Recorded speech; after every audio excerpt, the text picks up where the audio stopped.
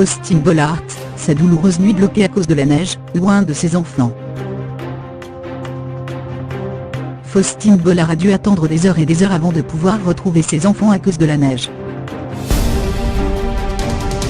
Comme beaucoup de monde, Faustine Bollaert a souffert des importantes chutes de neige qui se sont abattues sur la France depuis ce mardi 6 février.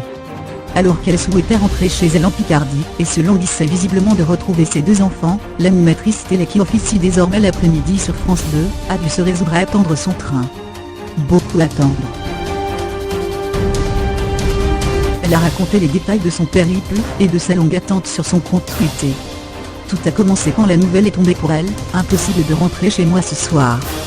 Mon cœur de maman a un peu mal, j'espère que les trains marcheront demain. Annonce-t-elle avant de se plaindre de la mauvaise prise en charge de la neige.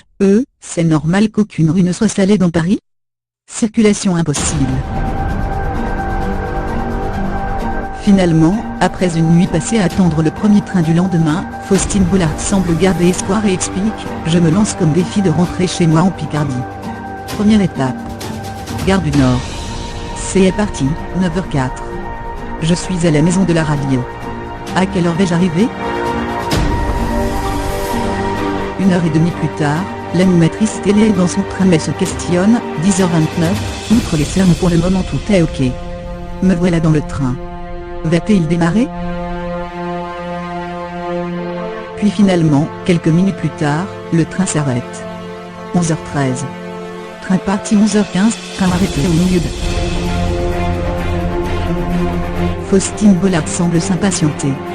Je pense qu'à ce stade de mon voyage sans fin, il est temps pour moi de vous révéler que je déteste la neige.